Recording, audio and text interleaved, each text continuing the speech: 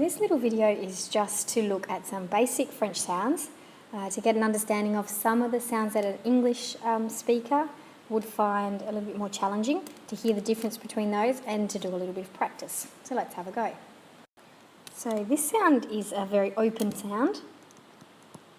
Ooh, ooh. Some people say it sounds like an owl. The word for owl in French has that sound in it. Hibou or chouette is also another word for owl. Both have that same sound. Ooh, ooh. Some people say it sounds a little bit like a monkey.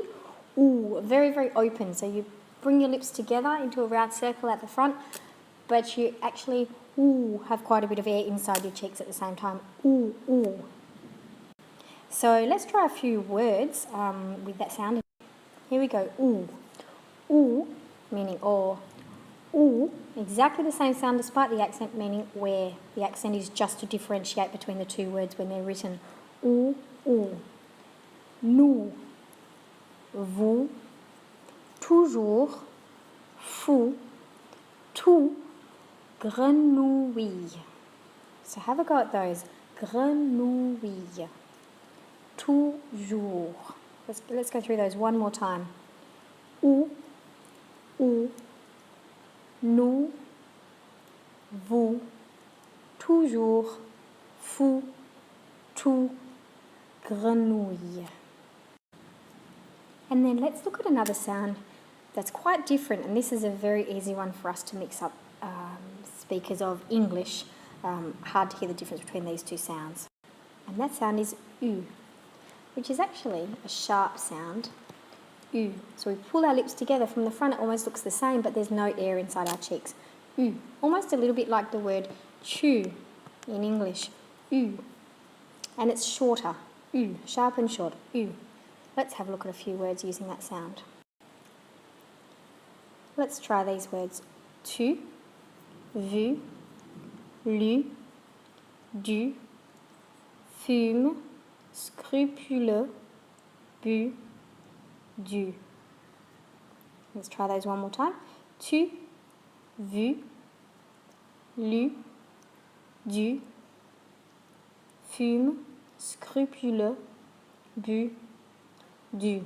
Notice that this, again with the du, no difference in sound. The accent is just to differentiate between du with no accent, of the or some, and du with the accent, the past tense of devoir, so had to.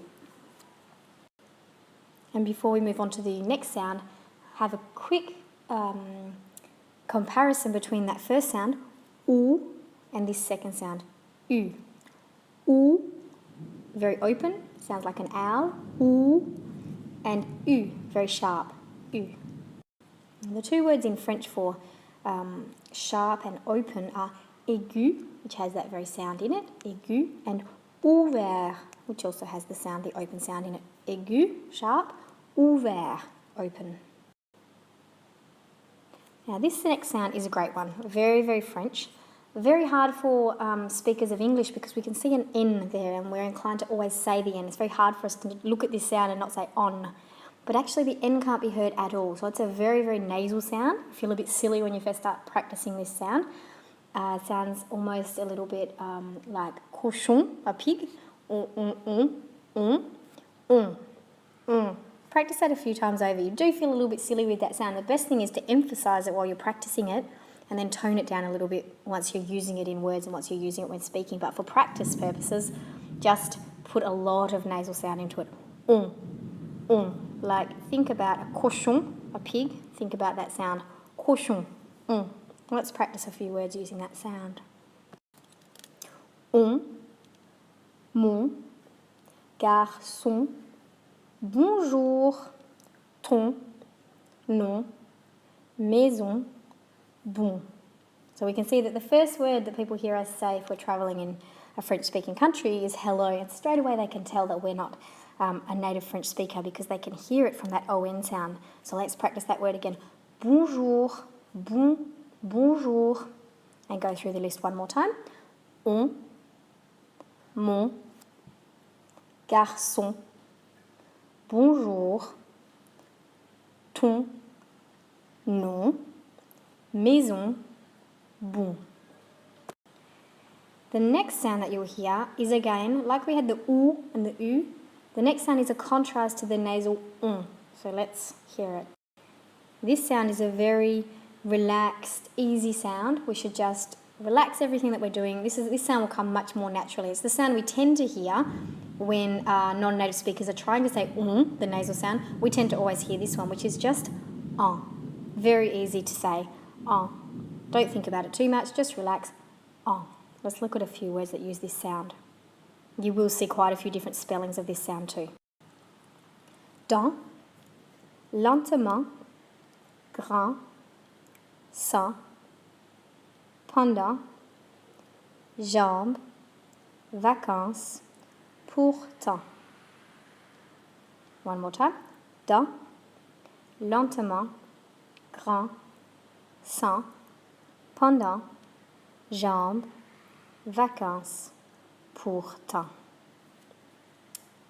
So a very easy sound. Pendant les vacances. We'll hear that all the time. Well, let's move on here from here to another nasal sound. So go back to that idea of and the difference Here's your relaxed sound, and the nasal sound, We're going to move to another nasal sound that looks quite different, and that is So again, we can think about that feeling right at the top on the bridge of our nose. We can actually feel a vibration if we touch our nose there. Okay, like the word lundi. Like the word when we start counting. Let's have a look at a few words that use that sound. Lots of different spellings for this sound too. Fin. Notice no difference in pronunciation. Cinq. Incroyable. Pain. Vin. Main. Do those one more time. Fin. Cinq. Incroyable. Pain. Vin. Main. Not all words starting with IN will have an sound, so you need to check those ones carefully in your dictionary. Incroyable. And notice also that quite difficult difference in spelling. Fin, the end. Faim, I'm hungry. J'ai faim.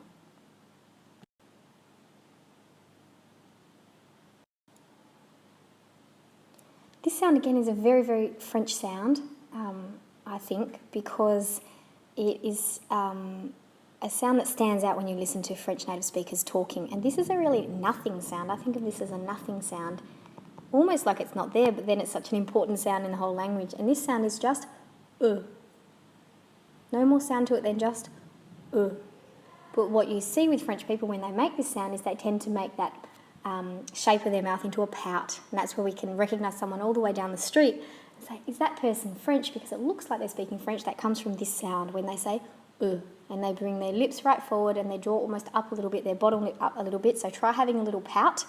Imagine if you were sulking about something. Have a look in the mirror, see what it looks like, and make the sound Let's have a look at a few words that have that sound, and there are so many.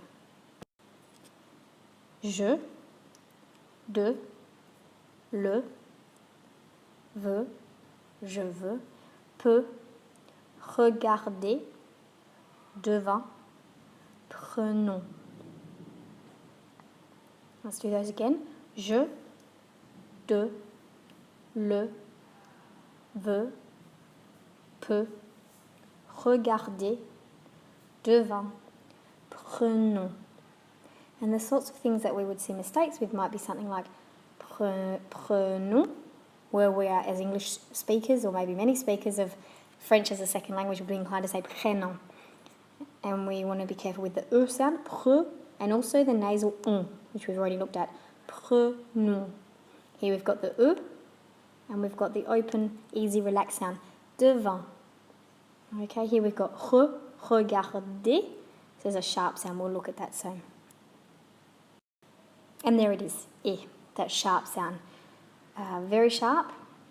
Keep it really short. This is actually quite a hard sound for us to differentiate from a more open sound. So this one's the one to focus on, the one that would come less naturally to us. So the sharper it is and the shorter it is, the more likely it is to sound as close to correct as possible. So the sound is very, very short, Actually, if you smile, if you pull your lips right back into a smile, it'll help get that sound even closer to what you want it to sound like. So smile, pull your lips right back and up. Eh, eh. Let's have a look at some words. Café, thé, lait, mais, jouer, tomber, et, et.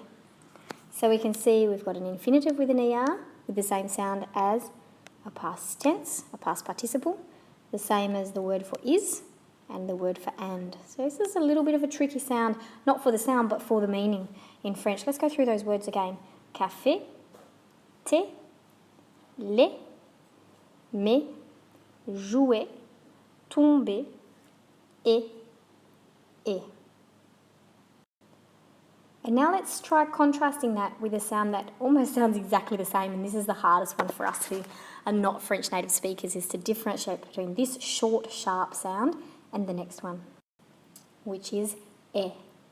So rather than short and sharp, it's longer and more open. Eh. Eh. Mère, mère, faire, mais, très, père, vers, vers. So we start to see again lots of words with that same sound but are spelt differently and have different meanings. Mère, mother, and mer, the sea, the ocean. Vert, glass. Vert, the colour green. Let's hear those words one more time. Mère, mère, faire, mais, très, père, vers, vers. And to practice the two together, try a word like c'est, vers, c'est, vers. And if you practice that word, it can be a bit of an indicator to you when you're practicing those two sounds. Short and sharp, long and open. C'est, vers, c'est, vers. Now let's look at a bit of a tricky sound next. The R sound in French. R, R, to say the letter of the alphabet, R, and the sound is R. The hardest way to try and say this sound is with no other sounds around it to just produce the R sound. So actually it's easy to practice within words. People have lots of stories about gargling water so you can feel the spot at the back of your throat, or trying to spit so you can feel the spot where you gather the spit at the back of your throat. Those techniques have not worked very well for me, but they do work for some people, so you can try them to see if you can identify where that sound should be coming from. You can try a different technique that other people use to try and identify where is that sound coming from, because that's the most important thing, in fact. And for English speakers, an R, and that's why it's so hard, uses teeth and lips and tongue. And these three things, when we think about the R sound in French, none of these are used. Our teeth don't move, our lips don't move, our tongue doesn't move. So let's look at a few ways of practicing that for a start. So have a think about these three letters, saying them k, g, h. And just under the chin, so at the top of the throat, if you put your hand there or your fingers there, you can feel a bit of a vibration while you're talking. If you say the letter k, you can feel that vibration quite strongly, k.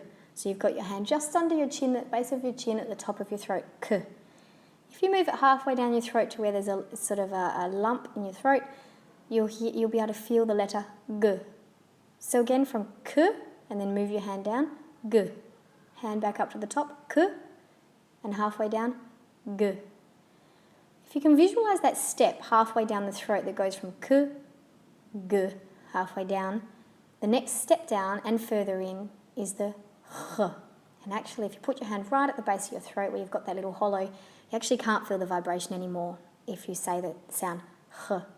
Only a tiny bit, because it's actually quite a bit further inside the throat. So if you try from the top with your hand touching the top of your throat, k, middle, g, bottom, h. K, g, h. So try and imagine that sound taking steps down your throat until you get right to the bottom. K, g, h. Try it with the sound before it.